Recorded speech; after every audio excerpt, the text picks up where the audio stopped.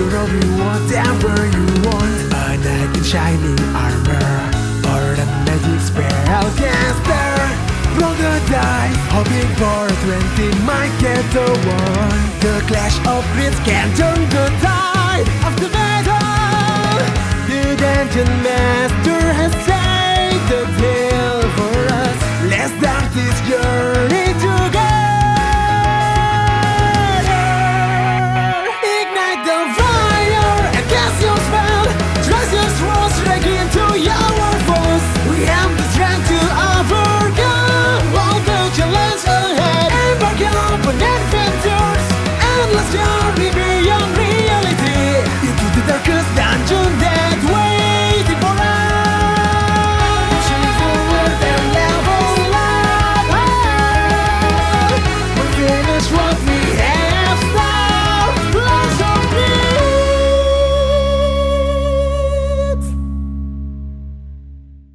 Hi, welcome to Clash Crits. I am your host and Dungeon Master, and today we are only with part of the Traffic Society. Yeah, we are. I was waiting for it. Come on. Yeah, I don't know what to say. I'm looking side to side, and there ain't nobody here but you. Yes, it is just me, the Dungeon Master, and also Kuma. We have decided to, as you heard in the previous episode, things had kind of did a little bit of splits, but I can explain that in the recap. But before, also Kuma. Journal entry. A true relationship is always worth fighting for, but you won't get anywhere fighting their battle alone. Together is how we succeed. Carmine Rosalino, a.k.a. Rosie the Butcher, the Elder, Eldridge Knight. And I haven't mentioned, sometimes a ranger. Yeah, it's just also Kuma today. Yeah. Taking a little bit, taking a page out of the big campaign book and doing something a little bit like a day off episode, but it's not a day off. I didn't get a day off. Yeah, it's not a fucking day off. It's called Rosie Gets Fired. Rosie got fired. Yeah. Yeah, he's no more part of the. He's not part of the Traffic Society anymore. Hell yeah. Mm-hmm. This is gonna be like Always Sunny's Charlie Day. Yeah. Okay. Also, Kuma, are you ready for a recap? Sure. You can tell me everything about how I got left behind. Last session, the Traffic Society finally went to the sisters' home known as the Dawn Keep. They got to know the people that their loved ones grew up with before they disappeared. Jealousy arose in Don and Cletus, and Rosie became overwhelmed with his empath abilities. Hard conversations were had with Rosie and Estelle, which led them to make the toughest decision yet. And that was that those two are going to stay behind with the Dawn Keep and really try to figure out how to save Estelle, while the rest of the team came up with a game plan on handling the coast going forward. And now we're all split up. Oh no! It's just you, Oso. Yeah. It's just you. What's it? Os. Damn. Chappie ain't here. You hitting us with the WWE references. Right? It's just you, Oso. It's just you, me, Os. Os. Mm-hmm. Day one shit. Just me, Os. Now you're into it. Yeah. Don't get me start waving my hands back and forth and shit. Okay. So, I'm just going to get right into it, all right? Hell yeah.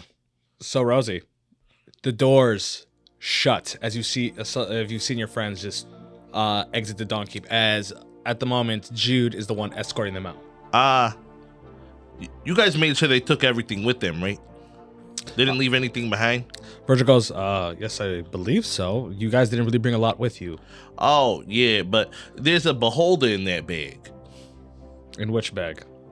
Don's. Huh. Interesting. Beholders are quite large, so we didn't see one. Oh, it does this thing where it shrinks down to a stupid chicken. As like Virgil has like his eyes, like his head cocks for a second, like in confusion, like, right, stupid chicken. Well, nothing like that came about, so I imagine this, as he put in quotation marks, beholder is still with Oh, I mean, Don. I would hope so. Well, I'm glad you stayed, you've chosen to stay. I know that these past couple days have been hard, accepting that, but I believe this is the best path for us to find out what's really going on with Estelle. Yeah. I mean, there's somebody who knows what's going on with her. It's just the sacrifices that have to be made to get her back aren't really something we can do. Well, since now we have time, may I see Estelle? And I hand over the crystal. As he is quickly examining, as you see, as he puts his face really close to it, and then you see that he waves over Ande, and they start whispering to each other. Mm-hmm. And he then looks to you. Follow me. I'm following. Does Ande go a different way? No, all of you guys, everybody, all of us, all of the Dawn Keep follows with you as you guys go back inside the keep. Okay. As you end up going into where you know it as Ande's study, where he does a lot of his teachings, so on and so forth, right? And he has a lot of his tools there. Mm-hmm. As you see that Ande sets things down on the table, as everybody looks like they all have their designated spots in this room, as looks like they all just gravitate towards a specific. So how does his room look when it comes to teaching? Is it more like a high-tech artificer like steampunk type of very setup, old school scrolls scribes, wizard setup? Okay. Yes, he's not artificer. He's definitely the classic wizard. Okay. Yeah. All right. So you see there's floating orbs around, scribes, tombs everywhere. Mm-hmm. As you see, it looks like he's using he's chalking this sigil outline on something. He looks like what he's doing seems very arcane based and very ritualistic. So I'm just looking around and I'm like, God damn, no wonder she's a fucking Harry Potter fiend. You see, as you make that comment, you're expected to hear Estelle. But at the moment, you can't. Are you not talking to me again? Do you say that out loud? Yeah. You hear Virgil goes, your connection with her is probably disconnected at the moment, as the space that Ande is putting in her is self-contained. Okay. How does that, if I can't connect her, how do we help with the empath thing? We will get to that, but we're just trying to make sure we really get an idea of what this is. I have a theory of what it is, and me and Ande are working with it, but what we need now is I need you to tell me everything you know of what happened and how it was presented and who gave it. Okay. It's part of the story might make you really mad at me, and the rest not so mad at me, more mad at somebody else. But so I found out that she was in the Shadowfell because she was running away from Spellspeak for the whole Dragon Rider situation and stuff that her dad set up. Went to the Shadowfell, tried to save her. We seen this huge dragon monster thing that we thought was hurting her because I could see her inside the dragon monster, so I thought it ate her or something. And then we had to kill that dragon monster so that we could save Estelle or Coco. Then we found out that was the queen. So that was a problem. What do you mean by the queen? Oh, may I ask a question before I continue? Yes. How connected are you with Worm's Keep and everything that's going on right now? Jude keeps us informed of things, but... Yeah, I don't know. We have to be completely honest with each other for us to help Estelle. So, I'm going to sound crazy, but I'm going to tell you things that you're going to be like, no, never. But it's real. The queen that you guys have out there is an imposter because I accidentally killed the queen. To save Estelle. She was actually banished there by Spellspeak and the other Dragon Riders because they have this evil plot thing going on to take over everything. And also, what do you guys call them? Do you guys call him the dominant lord, or you guys call him nod their Corman? heads. Like Virgil nods his head, the dominant lord. Yeah, that's not him out there. That's a man named Greedlich. And he's the one that's in charge of everything, while the real dominant lord is stuck somewhere. I know he still exists because you guys are still here, and I had some weird connection with him where he's I think he's guiding me to try to get him back. But so now that you know that information, I went to go save Estelle from the Shadowfell. We ended up killing the queen to save Estelle. Didn't know it was the queen. Then Estelle was so distraught and upset, and she was kind of like, fucked up in the head for being in the Shadowfell for so long. I don't know how she survived that long, from what I've heard about the Shadowfell. But then we found out that it was a whole setup. The Spellspeak and the other dragon riders really sent us there to kill the queen for them, and then Spellspeak sucked her into a stone, Estelle, and he said, that he was gonna fix her because her mind was all fucked up from being in the Shadowfell. But then he gave me an ultimatum to join him and destroy this country and be evil, or save her. And I knew that her decision would have been to protect the world because she loves this place. So I think I made the right decision by saying no to him, but then it kind of fucked the situation for her to be back. It's kind of what happened. Give me a persuasion roll.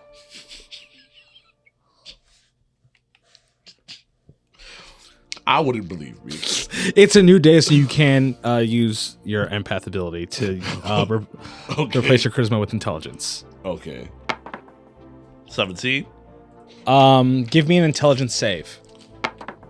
18? Okay.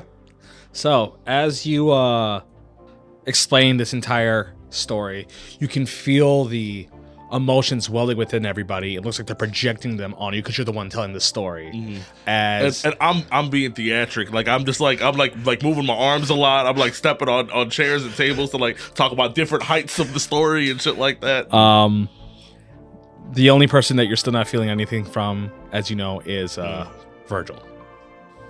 You can feel all these emotions through all these people when you're explaining like the death of the Mother of Dragons, and then even the possibility of the Dominant Lord not being who they think he is. And if they want me to, I would also go as deep as like telling them her story of how she became a warrior for like the Raven Queen and stuff like that. Like anything that they would ask more, I would just give these people the information. Yeah, I don't know if they would ask because they wouldn't know what to ask. They would know how to go about that. So if you just yourself would say that you just kind of like, as they're going through these, as they're processing these emotions to maybe comfort them, you start divulging more of like at least Guavacho's sense of like what you got from them and like their time in the Shadowfell and why and X, Y, and Z. I would tell them that like we learned more of the Shadowfell because we went there to learn more with Darium and stuff like that. And I would explain to them the things about Guavacho and how it wasn't like, oh, they quickly died, and they were living for a long time on that side before anything happened. And now, when you explained that you went to the Shadowfell for in the Shadow Palace with Darium, how much of that do you actually go into, or do you just kind of slide by the Shadow Palace part to where you? I don't think that I would give anybody information on my sacrifice. Okay, so you pretty much divulged your story thus far. Like while they're like working, like I'm just like telling the whole story, the whole journey. Do you want this to be like you tell them from like episode 1? I would ask them like, do you really want to know what happened since like, since we got back here, like what happened and stuff like that. And if anybody was to say like what happened once you guys got back here or whatever, to like know their story, I would tell them from the beginning. I mean, all of them would, because Estelle's been missing for 100 years. Yeah. So they would want to know what happened with her life, and I would tell them everything. about our life, Okay. how I met her, how she changed me. I would tell them about her relationship with their book club and how we found out those were her sisters. Everything that happened in the cruise all the way on. Okay. So this kind of takes the rest of the day, obviously, Yeah. where like it Ande puts essentially this like, and you recall seeing like a small form of this back in Guava Falls when that Thay guy was casting Identify on your sword. Mm-hmm. You see him do this like more intricate ritualistic form of it on this crystal. Mm-hmm. And he tells you it's going to take essentially hours for it to analyze. Which is when you guys spend the time to really get to know each other as they start asking questions about Estelle's life, your guys' life together, as you are bringing everything full circle for them. And give me another persuasion check with advantage, and you can use your intelligence modifier. Garbage. This is to get them to actually believe what I'm saying. Not about believing. It's not about them believing. It's just about like essentially how they I'll take a shot for that. take Make it. that- make that Okay, a bit all right, better. jumping right in. I need to build some type of relationship with these people while I'm here. Okay, Osakuma, are you ready for your death elixir shot at fucking 9:36 in the morning? Yeah, sure. You know what I was thinking?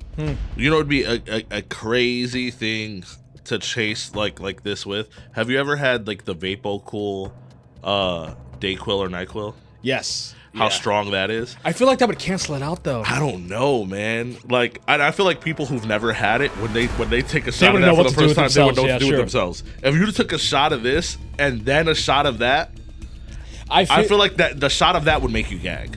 maybe. I just feel like it would like cancel that one out. I feel like there has to be like you do that and then 30 seconds later, and then you do the other shot. You know what I mean? like so I you can just- still feel the pain of the death. I guess, elixir. yeah. I just feel like once you take the other one, you're definitely gagging. I don't think that there's any way around it. Okay. Also, let's get this shot in 3, 2, 1, shoot.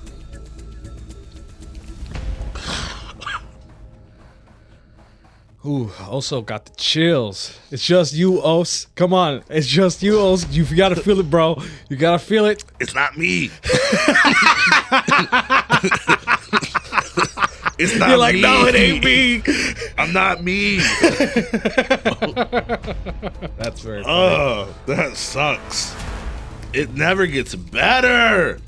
You know, they say like you get used to shit that you drink all the time. This shit never gets better. Would you theoretically say you drink death elixir all the time? Not all, but I mean, You technically drinking it more.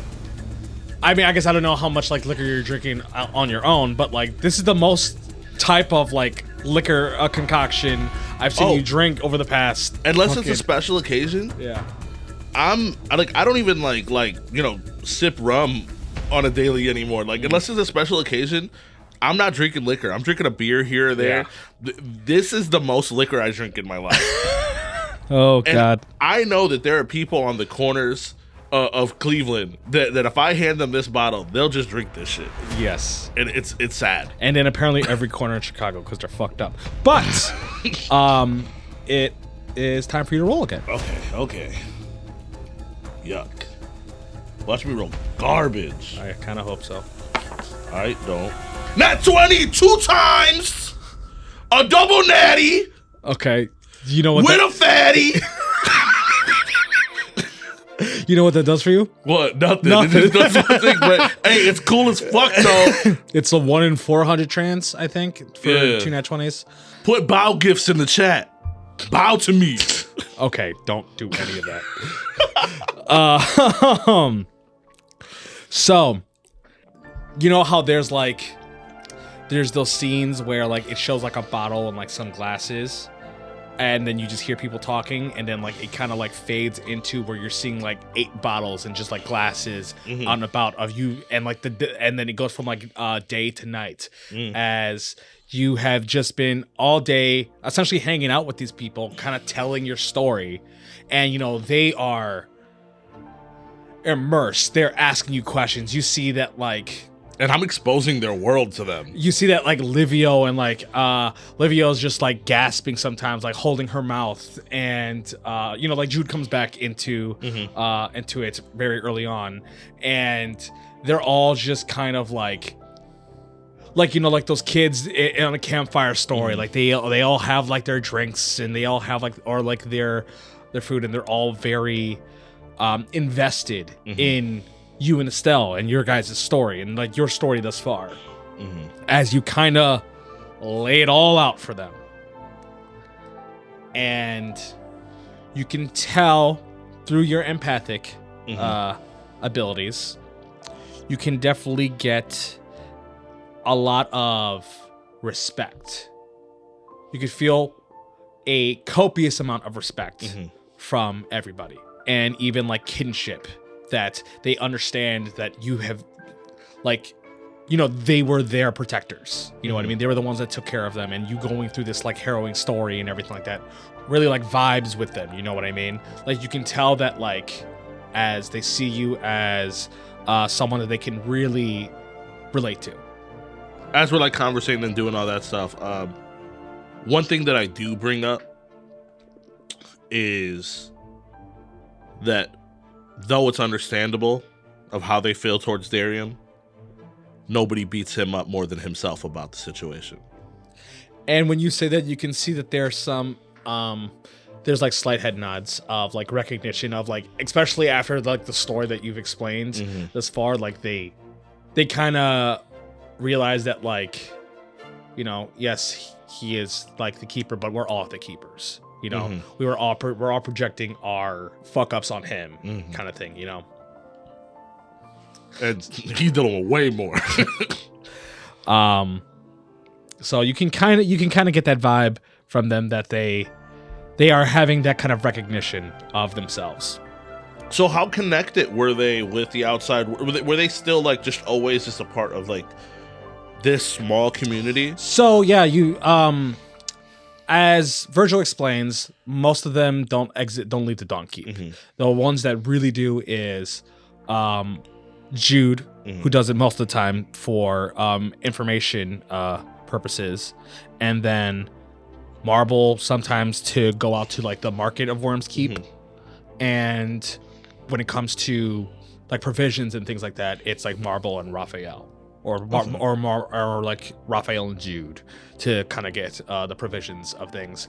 Other than that, like Livio and Ande never leave. Vaughn almost never leaves. And like this was even back when they were like when they lived there and stuff like that. Yes, because the point was to try to stay as secluded as possible, so no one ever like followed them or anything like that. So when they would leave, which is why it's like Jude who goes out there, because Jude is as you can tell, they are very skilled espionage, very like stealthy, rogue-like. So besides Jude, they're very unaware of just like the politics and the way that laws have changed. And they stuff like are that. aware of what Jude brings to them because he is the master of info, so he kind of tells them the lowdown of what's going on. They know like things about, like they know the Blackguard, they know the things that have been going on and things like that. But like he hears some rumblings of like.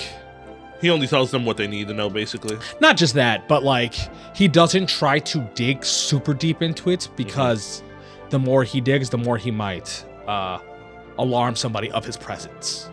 So like he kind of tries to get surface info, and if he can easily dig into something, he will. But like you guys are, to their info, we're known terrorists. You know what I mean? Yeah. Like to their info, we're known terrorists, and same thing like with Darium and everything like that. Like if you guys didn't show up with these girls, they would have, and like if Livio saw you guys before she noticed the girls, it probably would have been a whole different scenario when it came to all of this. So for like from the story, the little bit that like Jude knows, this is kind of like connecting the dots for certain things to make more sense. Yeah, for Jude more than anybody else, because he's the one getting the info front facing and then having to relay it to everybody else. Or she, sorry. Jude is a female. They're feeling it out, and like they have, like I said, they have a relative idea of what's going on outside. They pretty much know what, like, like if they had like Fox News on all day kind of thing, it's like, you know, they're hearing it from like just like a singular news, like a big news station, just hearing like the big news that's happening in the world kind of deal. Think of it in like those terms. Okay, not all the details, but just whatever's on the front page. Yes, the things that are on the front page. So you talk to everybody through the night almost, and people start like turning in and things. Ande says that the analysis should be done in the morning, so everyone can go get some rest and then come meet back up in his studies in the morning, and then we should have a better idea. Is there anywhere where I could just like sit here and just shortly rest, or? You see that like Ande tells you like he gets it. He stays. Sometimes he stays days in his studies and never and doesn't go back to the room. And he shows you to like there's like a smaller like just a twin bed that he just lays in when he just needs to lay his eyes down. Okay. As people start shuffling off, you see that it is Ande, Livio, and then Virgil still, and asking if there's anything else that you need. No, I'm all right. You guys can go and get some rest. As you see Ande and Livio leave together, as Virgil still stays for a moment, as he looks to you and says, I want you to know that I genuinely appreciate everything that you've done to bring Estelle back. I know you will always do everything to make sure that she is safe. I want to tell you I appreciate it. I don't know if I've done everything right to bring her back, but I will sacrifice a lot to bring her back. Knowing what right and wrong is purely perspective. Really, I've just been going by what she might think is right or wrong. Which is noble of you. Though I can't say that I wouldn't have made the same decisions that you have. I might have caved at that devil offer. I might have caved at the things that Spellspeak would have said to me. So, if anything, your will is stronger than what you believe. Yeah, I don't know about that. Spellspeak is a very, what's the word I'm looking for? Intrusive man, as you can tell. Yeah. Unfortunately, there's a lot of things about him that I do see in myself. I could tell. Yeah. It's But not something I'm proud of. It's not about being proud of it. It is just the mere fact of what it is. Now, just because you were born the same, even shown the same things, it's still up to you of what you do with your environment. And as far as I'm concerned, you're not tricking people. You're not invading people's lives. You're not convincing them to do things that they know that they shouldn't. You're not scarring people, at least anymore. I've come a long way in my short life as a human. And now it seems like you have a long life. Yeah, it sucks that they decided to, set that up for when I'm old, though, huh? If I had a younger body. As you can see, like, he feels like, because he has, like, some gray in his beard. He's just like, I understand you. I wish my talent this sprouted in my 20s so I don't have my constant back pain. Yeah. Hey, Virgil. Yes. You can do whatever you want. I'm not here to poke at you or whatever, but are you sure that you just closing off your emotions because I'm here? Or is that something that you're just already used to doing? I mean, because you've held off for a good amount of time now. And it's not like I'm trying to be nosy and be in your business because, I can't really stop from feeling people's emotions. It's just I can very clearly tell that I can't feel yours. You see, he pauses for a moment. He says, I can't deny that I have done this plenty of times with or without you here. It came with the territory of the things that transpired in my life. I close them off because it keeps me in control. I fear I can possibly overwhelm a singular person. I don't feel like the normal person can do that. Could completely block off their emotions. You are correct, a normal person can't. What's so different about you? Is this something you would truly like to know? Or are you more just guarded because you're worried that you can't read me like everybody else? If I'm being honest with you, I wish I couldn't read anybody. But there's something that makes me very curious about you. And I don't know. I mean, I gave you my story. And your story's yours to keep. The only person that could release that is you, but just thought I'd ask. You see him take a few steps back and sit down. Mm-hmm. If it is my story you wish to know, then I shall tell you. Now, you see I am human, but I have obviously lived a lot longer than I should have. Yeah. I was alive before the Dragon Wars. Oh. I was an alchemist in Neverwinter, or as you know as just Azulstep. Okay. Until the Dragon Wars actually happened, and then there was the initial conflict that the Dominant Lord had with the Dragon Cult. We survived that, but if you are, I don't know how familiar you are with our history, but there was a small civil uprising afterwards because the Lords of Alliance was disassembled. Yeah. So during the civil uprising, Neverwinter became a stronghold for the rebels, to say, the people who opposed the Dominant Lord at the time. And because of that, I became a prisoner. So they assumed that you were... Well, I was very much for the change of the world, and it became a sort of martial law, and they kind of took everything. And anybody who lived there as a civilian was forced to work for them in some kind of way.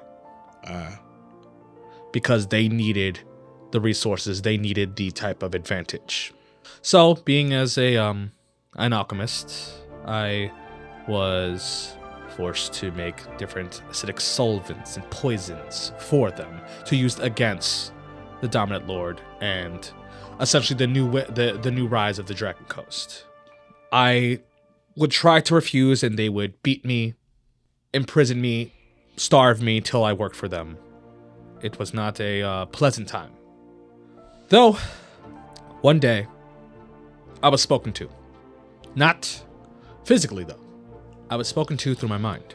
Okay. I found out I was being contacted by an empath. And I found out that I myself had some latent empathic powers because of that. Okay.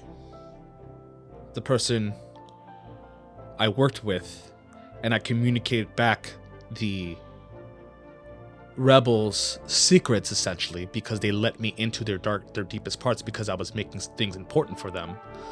I relayed that information, and because of that, the Dominant Lord was able to take the city back. Was that empath...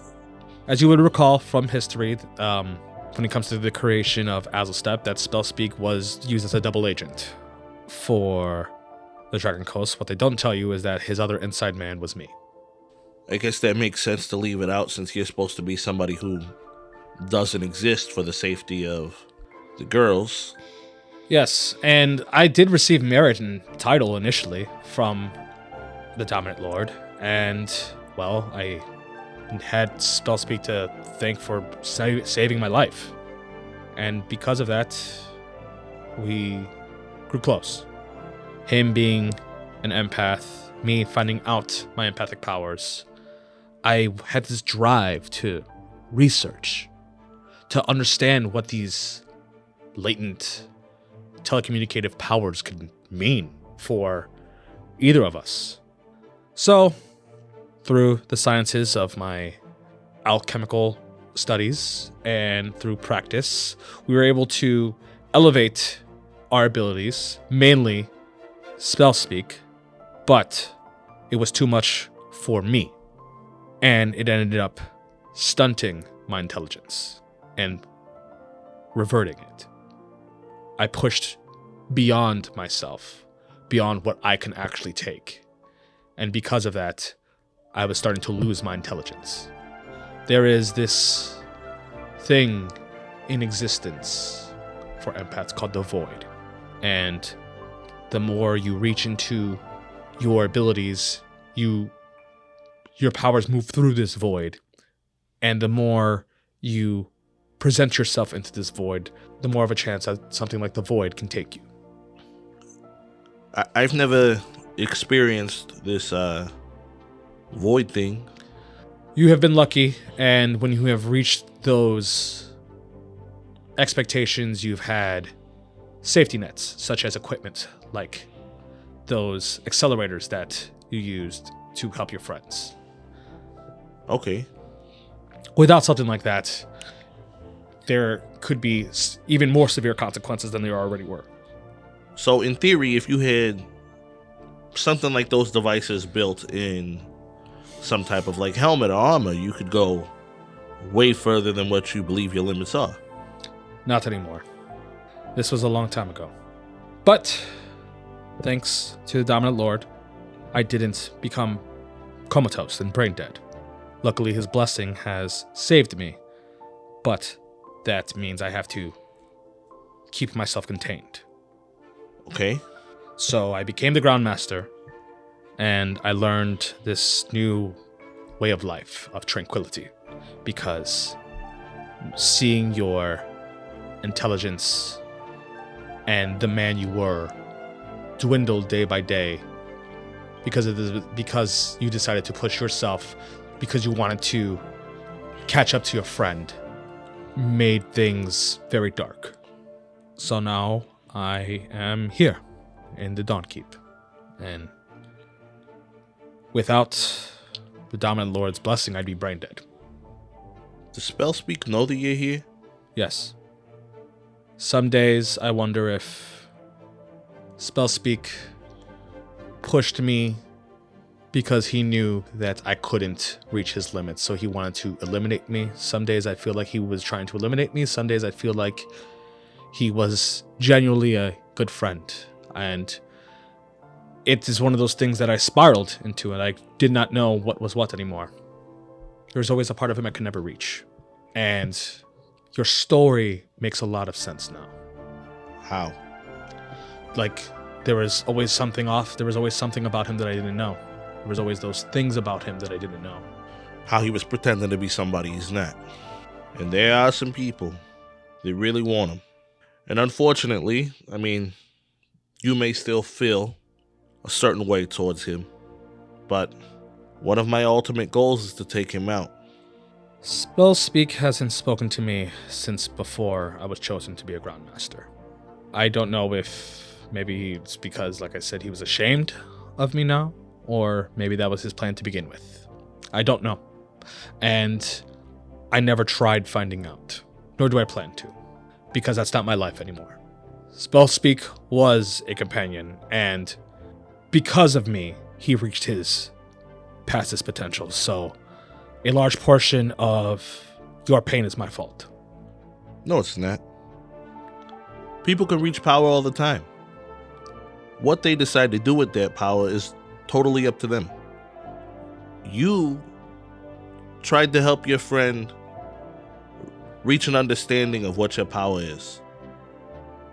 You didn't tell him to do the shit that he does.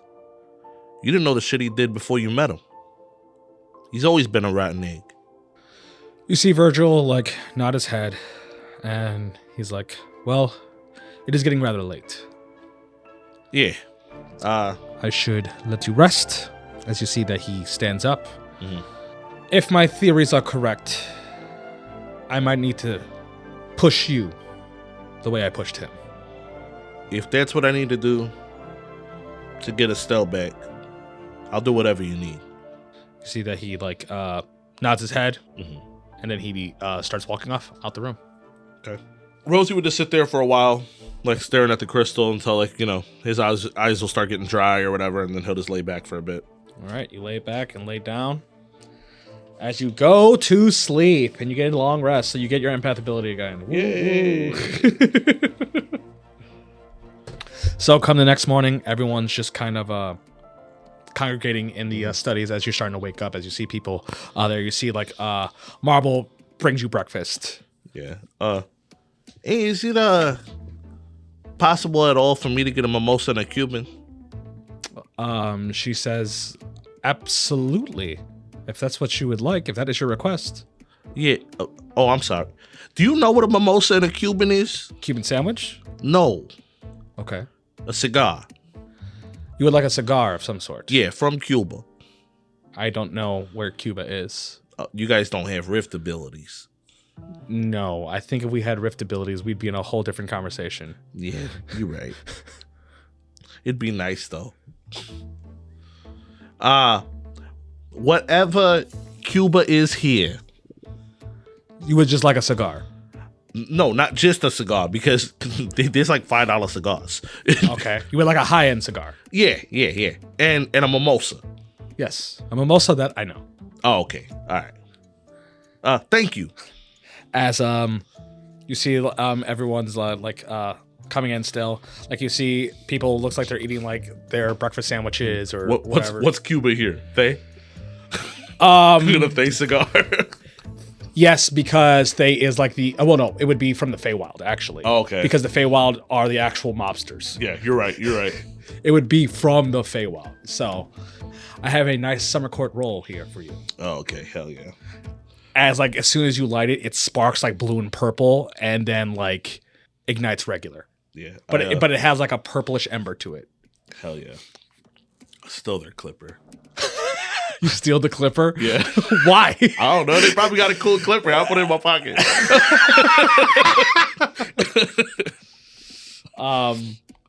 As she gives you a mimosa. As everyone's just waiting around, as you could see that like this essentially ritual that's going on seems that it is finishing up. As you can see Estelle starting to like float up, as it looks like essentially like particles are being pulled from it. So you know how like when they show like they show like a molecule and how like it splits, it has all those different particles split up. It's like all those like different things split up around it as it's just floating in the air. Oh damn. As you see, it looks like there's like hundreds of separate different like essentially chemical compounds that are comprising this and I can crystal. see it all like Yes, you just kind of see like all these things. You don't know what these things mean or what they are, but you're just seeing all the like the million different finite things. I like nudge Ande, and I'm just like, some real Stark industry shit, right? I do not know what that means. Yeah, but not him again. I feel like you're complimenting me. Yeah. Wonderful. Thank you. As you see, he just starts like moving things around as he works with Virgil. And now this is making a lot more sense as like you see Virgil and him talking, because Virgil explained how he was like an alchemist. You know what I mean? So he does have like that form of background to help with things like this anyways.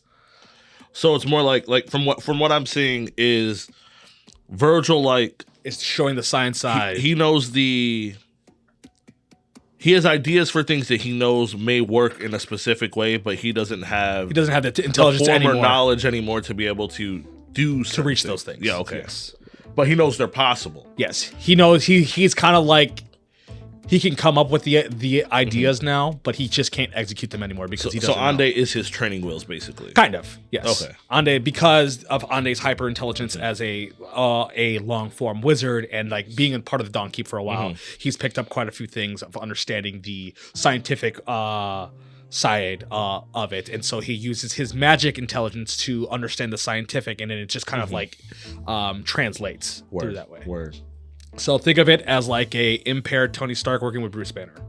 Okay. Best way to describe it. Okay. So, looks like they're talking back and forth with each other. And you see Ande like moves some things around as it looks like he consolidates a couple things here, consolidates a couple things there, and you see like these 3 things that like he really like singles out. As you see that they look at each other with like recognition, like they kind of like they got it, they figured it, they figured this out. As the crystal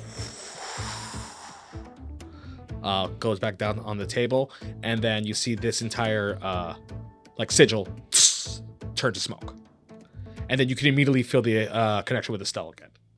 So I, like now that I have connection, I'm like, Estelle, are you good? You Yeah, okay? why wouldn't I be good? I mean, we haven't been able to What do you mean? talk to each other since the thing happened. Since what thing? I just been here. It's been like 2 seconds. You don't know what just happened? And I'm talking out loud. Yeah. She's like, no, what the fuck happened? What do you mean what the fuck happened? It just happened. That doesn't fucking mean anything to me. What do you mean? Okay, so they did the spell. Virgil and Ande just did this thing on you to analyze the crystal to know more. Yeah, I got that. Yeah. So what's the big deal? They did that shit yesterday morning. She's like, what? It felt like 2 seconds to me. Yeah, it didn't feel like that to me. As it looks like you could see that like Virgil and Ande look to each other and like you are having that argument only like confirm their suspicions even more of like what their theory is. And Virgil's like, yes. She was essentially incapacitated. You can look at the crystal when you say that. She can hear you. I know. I'm just explaining to you. No, okay, but she's the one that's mad. As you see, like Virgil look to the crystal for a moment. I believe we have found out what is wrong with you. Well, not what is wrong with you, was what happened to you per se. Word. I'll let them communicate. So, Virgil explains to you that this crystal is the reason why people don't understand is because it's a culmination of things. It looks like it's a combination of a couple different techniques. There's a certain technique that creatures called liches use to create something called a phylactery, and that is essentially being able to trap their soul into an enchanted item to make sure that they stay alive, right? Uh-huh. So it looks like that is what the base of this crystal is, but it's not, but it hasn't, the transference of the soul wasn't used in the common way that something like a lich would do. Okay. So that's what liches are? Liches live in a thing? Their spirit, their soul, Okay. lives in something else. So is that what greed lich is? I do not know. From the little necklace that the dominant lord wears? I do not know. If the dominant lord is a different person, then theoretically, that's a possibility. Huh. Till you can confirm that the dominant lord is somebody else, then that's neither here nor there. However, liches don't usually take other people's like things. They kind of become the lich, if that makes sense. Unless he's smarter than all of us. He could have a form of lichdom that no one has reached, like what happened to Estelle is something that no one does before, because the transference that happened was not by normal means. The transference was used through empathic abilities. Oh. Spellspeak put her consciousness and her soul through the void. That doesn't sound good. And as I look at Virgil. No, it's not. If you were to break this, her consciousness and soul would have disappeared into the void. Okay, so how do we fix this? It means her body is still around. That means her body's still Somewhere. in Azelstep? It could be. But if we can harness your empath abilities, we should be able to connect through Estelle, through the void, to find her body. I don't even have the team. How the fuck am I going to get the body by myself? Let's find out where Estelle is first. I look at Estelle. Is he diddling you? Estelle's like, I don't know where my body's at. I don't know. I'm going to lose my fucking shit. I'm gonna lose my shit. I'm gonna have to go kill somebody in Azel Step now. There's gonna be blood everywhere. We don't know if he's actually in Azel Step. Okay, calm the fuck down. Where else would he be? You don't know where I'm at. He could be in Azel Step. You don't know where my body's at. I could be on the goddamn road. That's fucking worse. You know how fine you are to just be laying on the road? That doesn't perfectly preserved? That doesn't. I don't like how you said perfectly preserved, first of all. It doesn't change anything. Either way, let's figure out where my body is first. Okay, how do we do the locator spell? What is it? Cleet does it. You find, you're not a creature, honey. But Cleet calls it find creature. Locate creature is only going to get you so far. I can guarantee you're going to have to be within the exact 1,000-foot radius. Okay, but like we can connect an amplifier, right? But you don't know where we're going. And you guys don't have GPS location here. No. We have forms of scry, but there's a way that me scrying on a stele will probably bring us to here. Because this is where she is at. Dogs get chipped. The dragons get chipped. You see that there's like a silence, and then you hear Jude just go, "No." Does Estelle say anything? She's just. I know she's probably just grunting. Just like this motherfucker. Okay, now that we have that out the way, go ahead. Tell me the steps. We are going to put you through some rigorous training. Like the spell speak training? There's no other way. Mind and body. Okay. Sure. You know I'm old, right? You are technically younger than me. No, but like physically old. According to your story, you're not that old. With the things that you were able to do. I'm 69. And I'm from America. That's old as fuck. You will be fine. They maybe make it to 50. So, for the next couple days, you're going through this like rigorous training of he is giving you techniques to push beyond yourself. Look, there's like this kind of like crystallized mirror that when you're using your empath skills, it kind of helps you harness it, but it blows back on you really hard.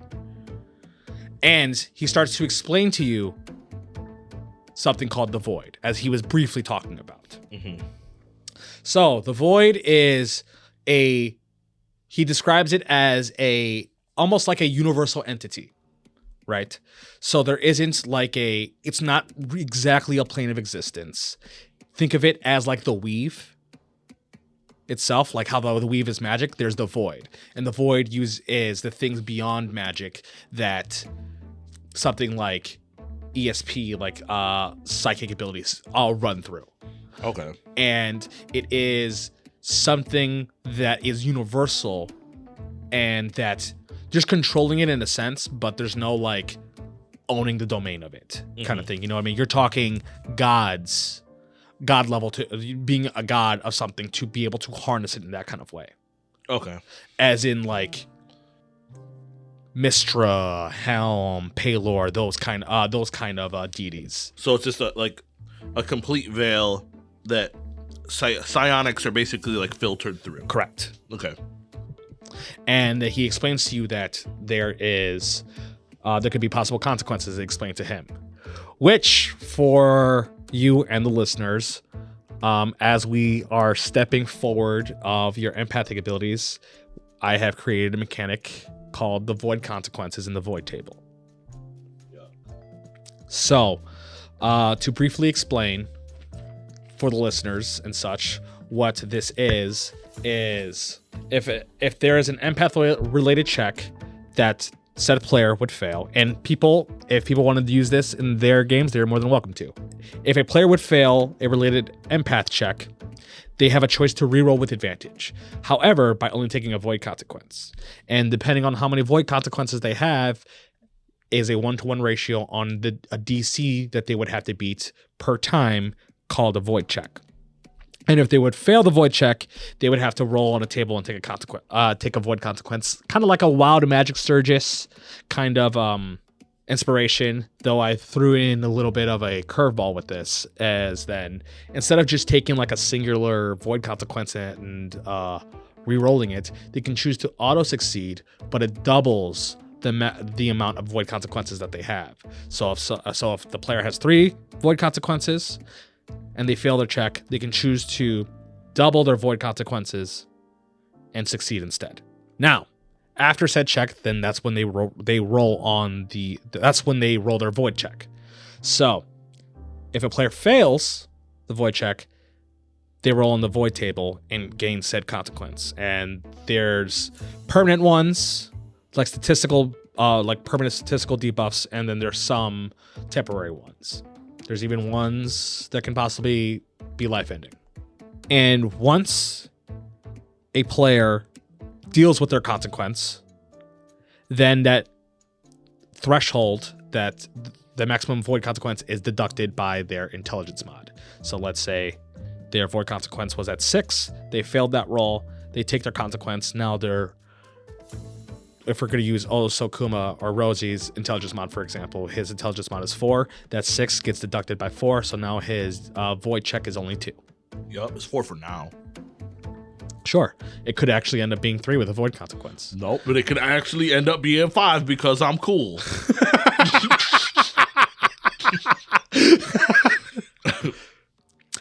So in a small gist, that is what a void consequence is, and I will make sure to get it written out and possibly thrown up on our Patreon. Yeah, just for if people would like to use it or not.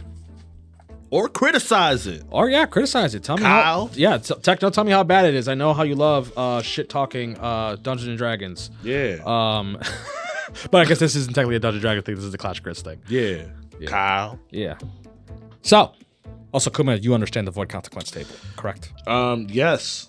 I understand that I'm going to exploit it and fuck myself. That's the point of it.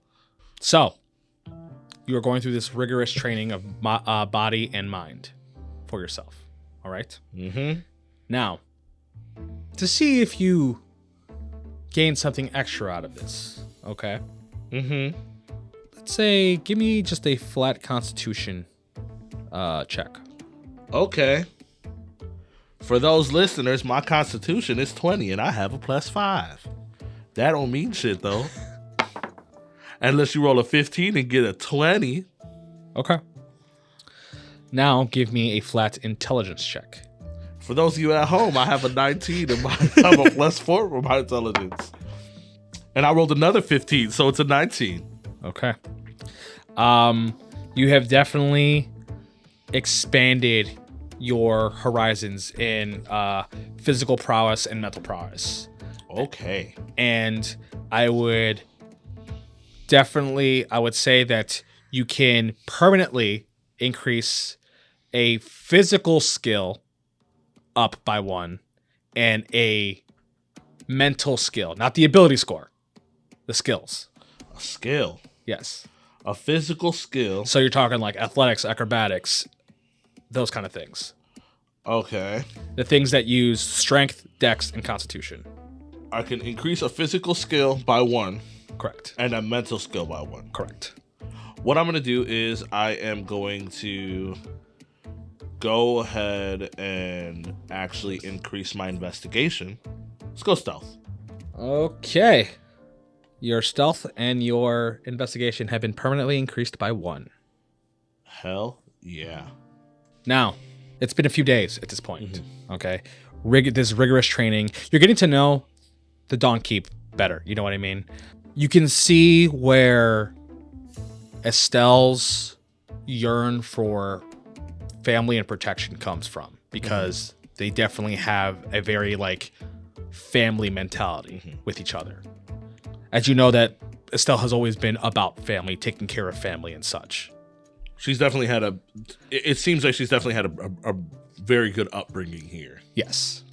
And you know that like having a family and growing your family and protecting your family and keep being part of the family and make it like, you know, even she's always hounding you to make sure that you guys were taking care of your nephews and cousins and things like that. She's just like, you got to take care of the cousins, you got to take care of so on and so forth. Always reminding you that family is very important. And you can kind of see where she got it from. It kind of seems like she put more on her shoulders than she needed to, even though she was the same age as her sister. She took the role of like an older sister anyways. Yes, I mean she is technically the firstborn out of the three of them, if you consider it of like when it comes into creation of what they were. She definitely took the like matriarch role out of the three, and that's something that she inherited. As like Virgil kind of explains to you that like these three were created in identities of the dominant lord. She is about like protection and family, and Jasmine's about like truth and justice, and Stella is like about like love and inclusivity and so on and so forth. Like those are like the three like elements that the dominant lord always internalized, and he kind of internalized it into them after creating them, almost like a Triforce kind of situation.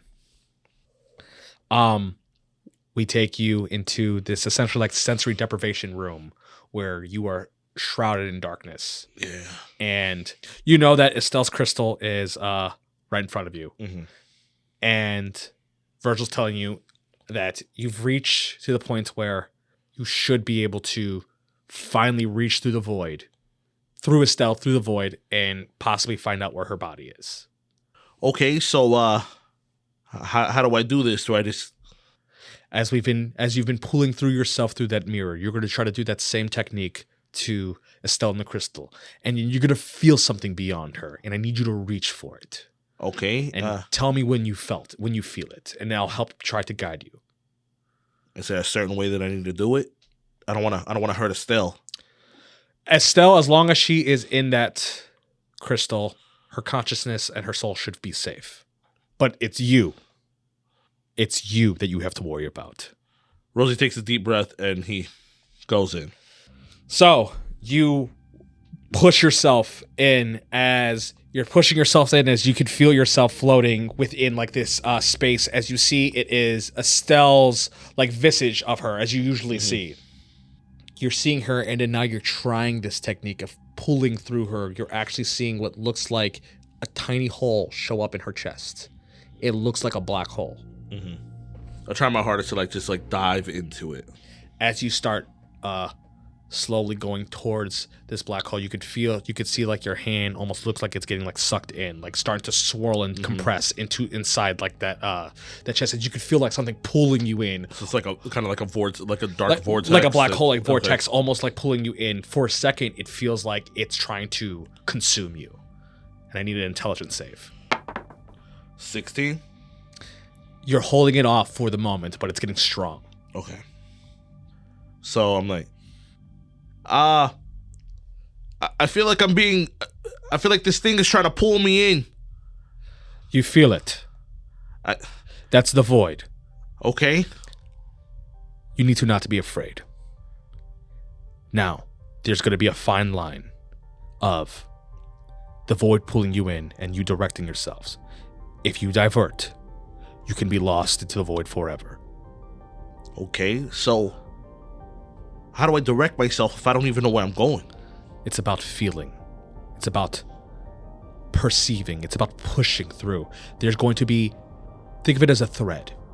Try to find a thread of Estelle, and that thread should span all the way into her body. And you should be able to see through her eyes at that point. So Rosie tries to, because you said that the black hole is through her chest, right? Yes. He tries to feel, as he's in there, he tries to feel is there something like a thread or something that attaches from the inside of the hole to her to try to guide him. As you reach, as he said, feel for a thread. So then your mind perceives a thread as then a thread, like you could feel it in your hand as you have a pull on it. Okay. So as I feel it, I just focus on that and just try to pull myself through. As you immediately feel your body twist and compress into a spiral, it's like you're going through. It's almost like you're a plane. Like you can feel your skin being pulled, almost like you're rushing through something. Now, worst acid trip ever. Yes. Now, the way this is going to work, Okay. is you're going to have an intelligence check. If you fail that intelligence check, Okay. you're going to need an intelligence save to try to stay on the path. Okay. Because if you don't stay on the path, then you're going to divert. At any given time, any given point, you have your void consequence option. Fuck. Okay. Okay? Okay. Start out with a check. I need your first intelligence check. Okay. 19. 19, you start pulling through. You're getting flashes through the void of what you can perceive as other people's minds. Minds that you have been connected to at one point without even realizing it. Think of it as like a map, right? Think of like a Google map, and you're at a certain point and your body is zooming across the map, right? And as you're zooming across the map, your mind is pinging across essentially like the relays of this world connected to the things that are close to that as well. So like any person I've been in contact with or didn't even realize I was in contact with is a part of like my empath grid. Correct. And it's it kind of makes me think of the like Cerebro in X-Men. Yeah. As you are like pinging off, and you're even getting familiar flashes, like you get a flash of the city of like Hopeland. Like maybe like looks like the server that you met at Hopeland. You're getting like a flash through them. You're even getting a flash through. You're seeing through like a blackguard's eyes of looking at other blackguard, and you're like, wait, who am I at that point? You know what I mean, kind of thing. You're getting all like the flash. You're getting eyes or eye. You don't know. Ha ha ha. Because if it was I don't know. You're even getting flashes of. You could swear that you're looking at a squirrel. But like squirrel? Yes, but like you feel tiny yourself looking at a squirrel. Okay. As like you're getting flashes of examples like through things like that. As I need another intelligence check. Word. I rolled a 9. So that's gonna fail. So we're at a path where you can choose void consequence, or you can attempt the save. Okay, so if I fail the save, I don't have the chance of the void consequence. No, you can do the void consequence on the save. Okay. Yes. All right, so let's try the save. Okay. 17. 17 passes your first Okay. time. Every single time you fail and have to do the save, It has to be higher? it's going to get higher. Oh, gosh. Okay. All right. So you're back. You're still on the path. You're diverting a little bit as you can still feel this focus. You know that you're still far away of where you have to go at the moment. Okay. Though. Just trying to focus and keep following the thread. Do I like feel or hear Estelle? No, you don't feel or hear Estelle, but you know that what you're pulling on is Estelle. Okay. So another check. Yes. 15. That is a fail. Okay, I'm going in for my save. You're going in for the save? Okay. 14, which is a fail. That is a fail. So you have an Indomitable that you can attempt before you want to start. I'm going to use my Indomitable before I push myself to start taking high risks. 14 again. Fuck me. Okay. So you could either take a void consequence, yeah, right, and reroll the advantage, or you can auto succeed, and then you have a minimum. Then you'll just have 2. You get what I'm saying? Yeah. Because that's going to be a minimum of 2. I'm going to choose the auto succeed at the moment. So your void consequences is officially at 2. Yes. So now I need a void check. Okay. A flat D20. Nat 20. So you're at 2. All right. So then you pass the save, so you're back to the check. Okay. For the listeners, I know that this is just a lot of rolling, but this is very, very important to what's going on. So bear with us at the moment. Yeah, unfortunately. I rolled a 17. Passes. Okay. As you're picking and picking and picking, you're getting through further and further and further, as you're starting to feel these presences almost like reach at you.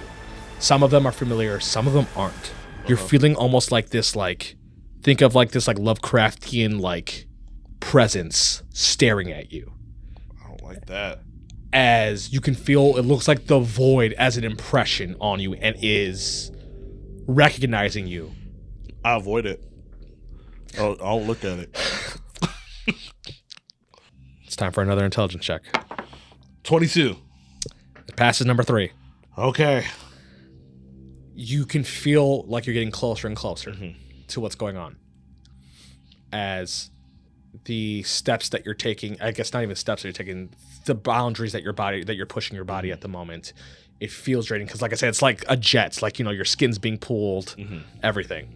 You start to feel these different thoughts and thought processes that become more recognizable to you. As you could swear for a minute you were looking directly at Cinder Rage. Ooh, okay. And even another flash, you swear for a moment you were talking to Tax. Okay. As you then swear you felt Ida, Bobby, Bibby, and Bobbity. As I need my last intelligence check. 21. Fail. We're at your intelligence save now. 6. Oh, man. So I could choose to make this a 4 and succeed. If you want to auto succeed, that will bump your void threshold to 4. Or I could choose to... You can take the consequence and roll with advantage for your intelligence save. Which will put me at a 3. Which will put you at a 3. Because we're at such a low number, I'm going to choose to double it. You know you still got your intelligence check to do after this, though, right? This is the save to get you back on the intelligence. I just want to throw that out there. You might have to try to double it for the intelligence check. I know, but then like what I'm thinking. You see what you should. Yeah. What I'm thinking is, but if I go ahead and I use it, right, and you don't hit the threat, and I don't hit it, then when I double it, it's gonna be 6. Yeah. So like, do I take the chance of a number that I might not be able to roll? Because I don't know what the check is. No, it has to be higher than my last one. Oh yeah, I gotta roll like an 18, 19. I think I'm gonna have to double it. Okay. Right now. And then hope that I can get through what I need to get through. Alright, so you're doubling it. To succeed. Let's get the void check. You have to beat a 4 or higher. Shit. 12. All right, now you're back to your regular intelligence check. Okay. Since you did not take a void consequence for this, you still don't roll with advantage. Oh, man. You're about to double this bitch to 8. I know I am. That is a natural 4. Which Oh, turns my to an God. 8. I'm going to have to double it to 8 to succeed because there's no other choice. I mean, you could take the void consequence and roll with advantage. But then if that fails, then you do it again. It's like doubling, but less, but a shittier trick. I'm just telling you, like there is. That's what I'm thinking. Like since you're rolling, it's safer to double than to increase one. Is it safer to double and then now? have to double? Is it safer to double now because you're about to be at 8? Yeah, I'm gonna have to take the void consequence then. Okay, so you're doing the regular one. So you're going to take one void consequence, and then you get to roll with advantage. And then if I fail, then I do it again. Oh, man. All right. So you roll this intelligence check with advantage. Nat 20. Boom. You see? Look at you. Look at you. You see? This is so stressful. But you still got your void check to make. So, DC 5. 12. God damn it. You ain't done yet, though. You know that. I know. And either way, I still gotta make it back. Yes. So, as you can feel this, and then you finally, it's like you have like the point, you see the road, and you shoot yourself in.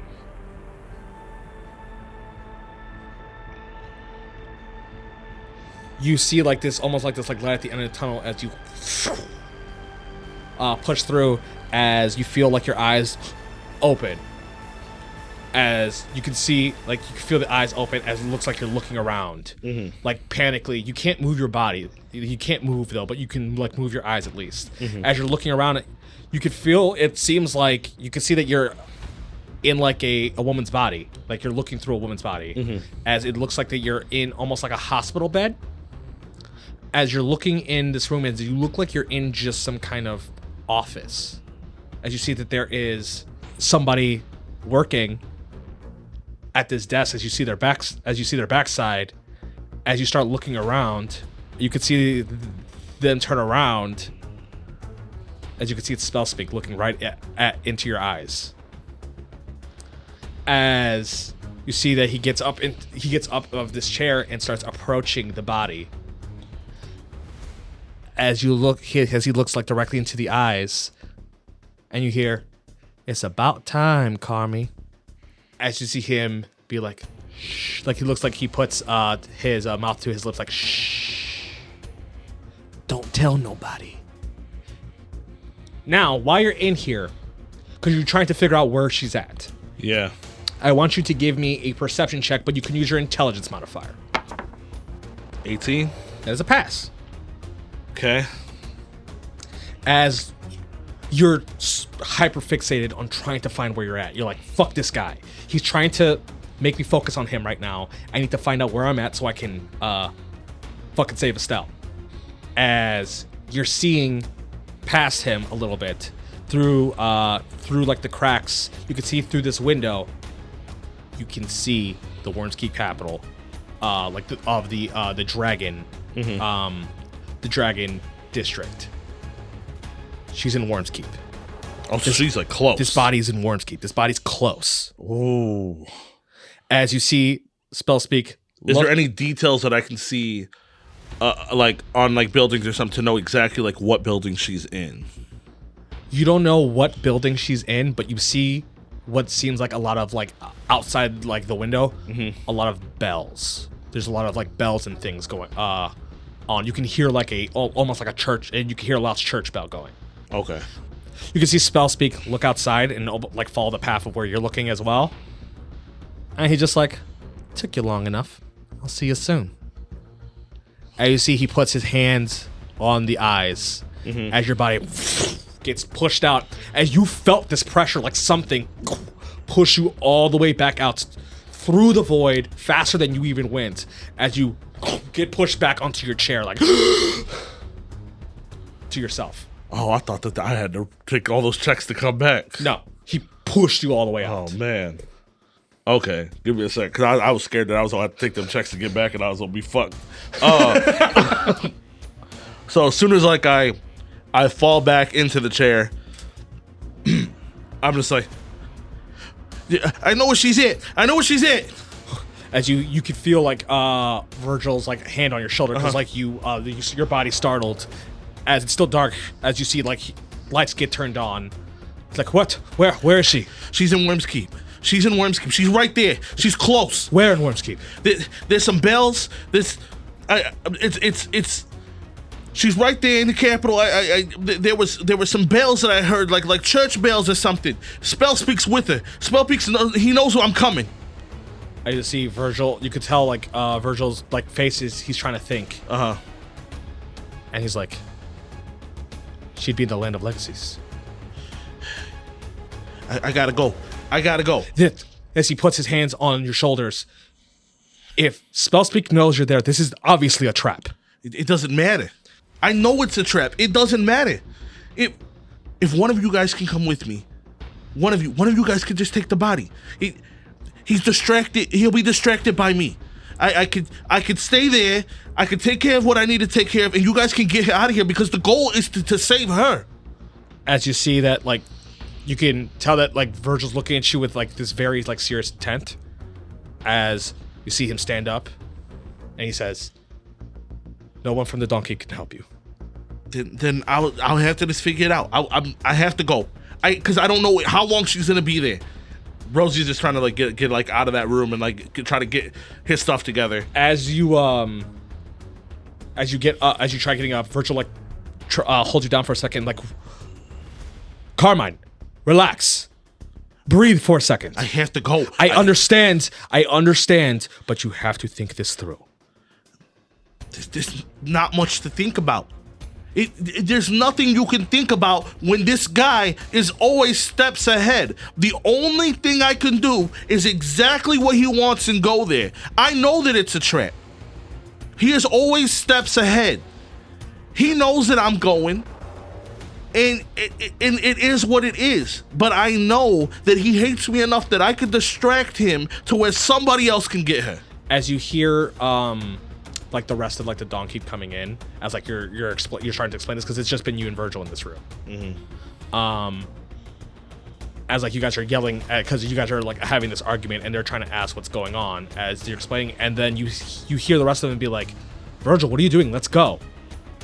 As everyone's like hounding Virgil, as you see Virgil once again like yell at everybody like, enough! The Dawn Keep is to stay here under orders, as we are always been told, and to not interfere. Yeah, I'm still grabbing my stuff. While he's talking, I'm just grabbing my stuff. I weapons bond, like call my sword to me, and I'm walking out of the room. I'm ready to like just bounce.